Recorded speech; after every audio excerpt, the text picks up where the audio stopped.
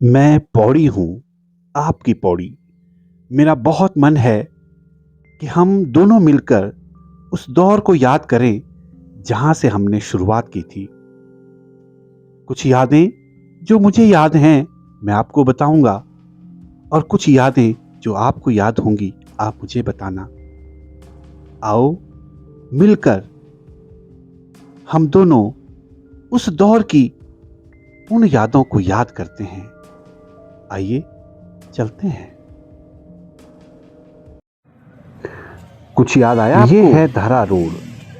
यहाँ से जब हम धारा रोड की तरफ निकलते थे तो यहाँ पर बहुत सारे मोची बैठते थे।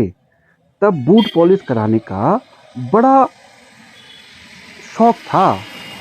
लोग गाड़ियों से उतरते उतरते गाँव से आते कहीं से भी आते और यहाँ पर अपना बूट पॉलिश जरूर करवाते थे। हम लोग भी यदा कदा आते और अपना बूट को पॉलिश करवाते थे। अब तो पता नहीं ऐसा लगता है जूते टूटते ही नहीं हैं। यहाँ से श्रीनगर जाने वाला ही रास्ता है। तब यहाँ पर कुछ ही होटल और दुकानें होती थी जिसमें नीलकमल होटल सबसे बड़ा होटल था। नीलकमल होटल अब भी है लेकिन अब बहुत सारे होटल खुल गए हैं।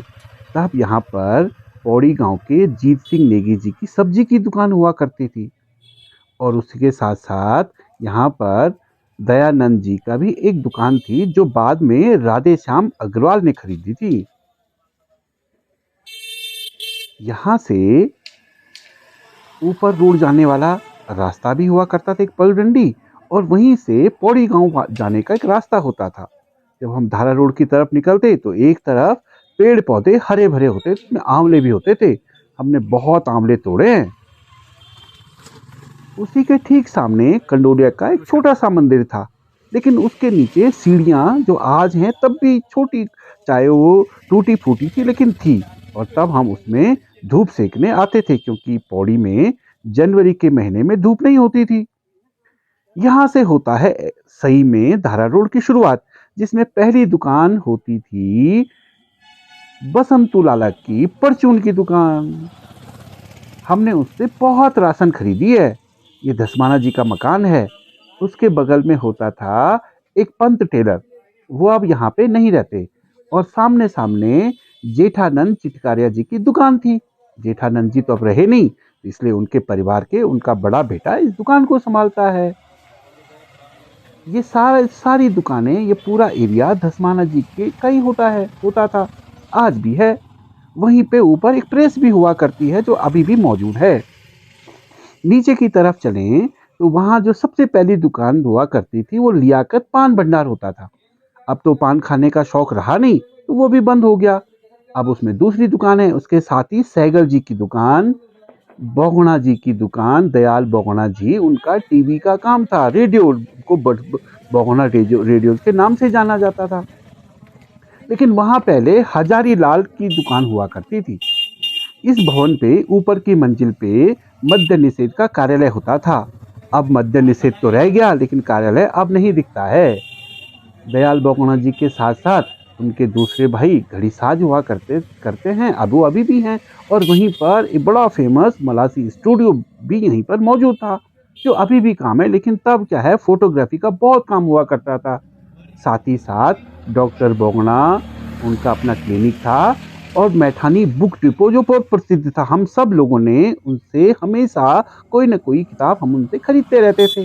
दूसरी तरफ चमोली जी का एक पान का खोखा हुआ करता, वो अब बंद हो गया।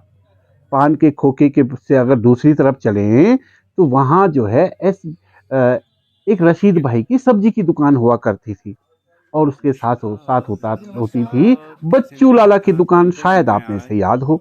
दूसरी तरफ चलें तो वहां जो है जहां पर अब लल्टू भाई और अन्य लोगों की चूड़ी फुंदी और बहुत सजीली दुकानें हैं, वहां पहले एक कंट्रोल की दुकान हुआ करती थी क्योंकि तब कंट्रोल का बड़ा महत्व था। और साथ ही साथ एक एक दुकान थी जिसे हम धूना चक्की कहते थे, याद है ना आपको? उसके साथ रवि भाई की दुकान थी, उनकी परचून की दुकान थी, अब उन्होंने वो छोड़ दी है। और वहीं पर होती थी शमी फलीवाली की दुकान और तब होती थी रेनबो टेलर्स की दुकान। अगर हम दूसरी तरफ चलें तो गुड लक हार्डवेयर और उसके साथ स्वेटर वाले अब भी हैं। गुड लक हार्डवेयर तो अब नहीं है, लेकिन वहाँ पर स्वेटर वाले अभी भी बैठते हैं, जो पहले उनको शुरू से ही वहाँ पर स्वेटर बुनते थे। उसके साथ वहाँ पर ब्रुक बॉन्ड की दुकान भी हुआ करती थी, अब यहाँ पर वो नहीं है। और साथ ही साथ होती थी नरू भाई की लॉन्ड्री की दुकान। और तब आता था नंबर सती वस्त्र भंडार का। अब तो यह बहुत बड़ा कॉम्प्लेक्स टाइप का बन गया है, लेकिन तब सती जी के जो दादाजी थे वो यहाँ पर बैठा करते थे और कपड़े के थान बेचा करते थे। यहाँ अब बहुत सजीला सा मार्केट बन चुका है, बहुत बढ़िया मार्केट बन चुका है। मैंने कहा ना, ये पौड़ी का पलटन बाजार था तब। देहरादून का पलटन बाजार तो हम लोग बहुत देर में जाने। पहले तो हमारा पौड़ी का पलटन बाजार भी था। सती वस्त्रालय के बाद एक नाई की दुकान जो अभी भी है, वो बहुत पुरानी दुकान है। और उसके साथ ही हैं डोभाल वस्त्र भंडार, जिसको हम डोभाल हौजरी भी जानते। यहाँ पर पहले एक सपना स्वीट शॉप हुआ करता था, याद है ना? मुझे तो जितना याद है मैं आपको बता रहा हूँ। दूसरी तरफ चलेंगे तो वहां पर होता है एसबीआई होता था। एसबीआई जो बिल्डिंग है ना, ये 3-4 मंजिला थी। यहाँ पर इतनी भीड़ हुआ करती थी, इतने लोग आते थे कि पूरा पौड़ी जो है ऐसा लगता था कि एसबीआई के अंदर घुसा पड़ा है। एक एक सेकंड की फुर्सत नहीं होती थी इन लोगों को। भीड़ भीड़ भीड़ बस। और उनके चलते, एसबीआई के चलते पूरे बाजार में कहीं भी पांव रखने की जगह नहीं होती थी भाई। हाँ, अब तो एसबीआई यहाँ से चला गया, तो साथ ही साथ वो यहाँ की रौनक भी अपने साथ ले गया। एसबीआई के हम अगर आगे बढ़ेंगे तो वहाँ जो है घड़ी साज आज भी, अब तो खैर कम है, लेकिन वो घड़ी की दुकानें उनके बगल में हुआ करती थी। छोटी मोटी दुकानें होती थी, टेलर की दुकान थी, नाई की दुकान थी। अब तो घड़ी का काम रहा नहीं, लोगों ने समय को अपने हाथ पर बांधना बंद कर दिया है।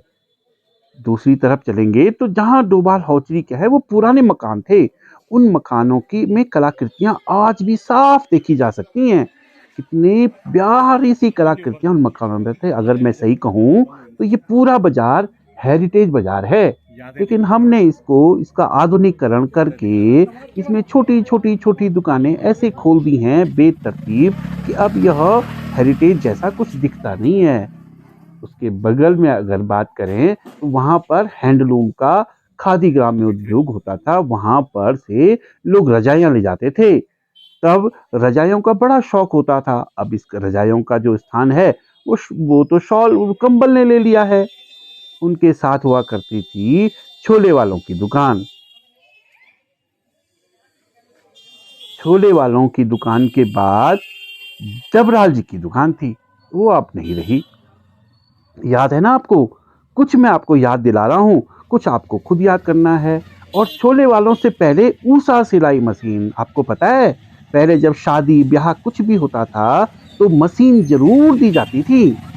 हाँ, ये मशीन का बड़ा शौक होता था कि भाई सिलाई, अगर लड़की का ब्याह है तो चलो भाई एक मशीन देनी है। अब तो मशीनें न दिखती हैं, न कहीं चलती हैं, न कोई उनको बहुत ज़्यादा उनको देता है। लेकिन पुरानी चीज़ों में मशीन हुआ, रजाई, जो वो उसकी खादी भंडार की रजाई थी, इनका बड़ा महत्व था। दूसरी तरफ ये 3-4 मंजिला भवन था। कहते तो ऐसे हैं कि इसके पीछे कोई मंदिर भी था, लेकिन वो कब था इसके बारे में कुछ जानकारी बहुत ज़्यादा नहीं है। दूसरी तरफ बात करते हैं तो छोले वालों के बाद डबरा जी की दुकान थी, जाम साहब की दुकान थी, शायद आपने सुनी होगी। हाँ, मुन्नी लाला मौसों वाले भी वहां रहते थे, उनकी भी एक दुकान थी। कानू नाई की भी दुकान थी, और साथ ही साथ एक दुकान और थी, धीरू भाई फोटोग्राफर। पहले क्या था, फोटोग्राफर का बहुत काम था। हम कहीं से भी आते थे तो एक फोटो खिंचवाते थे, कभी पासपोर्ट साइज, कभी अपने परिवार के साथ, कभी कुछ। बड़ा शौक होता था। अब तो हमारे पास मोबाइल आ गए हैं, जहीं पर खड़े हो वहीं पर क्लिक मार दिया। कुछ जो चीजें होती थी उसका कोई भाव नहीं रह गया अब। हम्म यहाँ पर होता था पंवार होटल, रछुली वालों का एक होटल होता था, जहाँ से पौड़ी गांव का रास्ता जाता है। पौड़ी गांव का बड़ा दिव्य रास्ता जाता है। हाँ, और दूसरी तरफ होता था धारा, वो धारा जिसके नाम से इस सड़क का नाम अरे हटो यार, धारा सारा शहर तुम्हारे रोड से पड़ा डरा। था। इस धारे में पहले प्राकृतिक पानी आता था। हाँ, सारे लोग जब भी आते थे तो इस धारे का पानी पीते थे। बहुत समय तक वो प्राकृतिक स्रोत रहा, उसके बाद वो सूख गया। फिर यहाँ पर अरे एक यार, नल सब से खेत पानी में दिया गया, गया, जुलूस क्या है, लेकिन पूरा बाद में वो खेत नल में भी बजा रही कहाँ है। गया, क्या गया, कुछ पता नहीं है। हालत इस जगह की जीर्ण शीर्ण है। अब यहाँ न पानी है, न कुछ है, न धारा है। अब यहाँ पर लोग इसे अपने हिसाब से प्रयोग करते हैं। जिसका जैसी मर्जी आती है, दादा प्रणाम। वैसे इस जगह का प्रयोग होता है। हाँ, दूसरी तरफ की बात करें तो वहाँ पंवार जी का जो होटल के साथ साथ रछुली वालों की चूड़ी फुंदी की दुकान अब भी है। लेकिन पहले बड़ी प्रसिद्ध हुआ करती थी क्योंकि कुछ ही दुकानें होती थी। नमस्कार बहन, प्रणाम। उसके साथ पान की दुकान अब नहीं रही, लेकिन वहां पर प्रणाम दादा, होती प्रणाम। थी। और उसके साथ किचन में ही कौन आ गया? रघु लाला की दुकान और सुंदरू भाई अच्छा की अच्छा। दुकान। हाँ हाँ। शायद आपने सुने होंगे नाम, पुराने लोगों ने तो जरूर सुने होंगे। अब यहाँ प्रणाम पर भैया। पायल होटल है, फिर किनारा होटल है। पायल होटल तो अभी भी मौजूद है, किनारा होटल अब बंद हो गया। अब वहां पर बहुत सारी नई दुकानें आ गई हैं, कॉम्प्लेक्स बन गया है। वहीं धारे के बगल में मंगलू लाला हुआ करते थे, जो अब नहीं रहे। हाँ, बर्थवाल रेडियोज तब भी था और आज भी है। पहले जो गढ़वाल रेडियोज की शुरुआत की थी, वो टीका प्रसाद बर्थवाल जी ने की थी। अब वो तो स्वर्गवासी हो गए, तो उनके बेटे इस दुकान को चलाते हैं। वहीं पर उसके साथ सत्कार होटल हुआ करता था।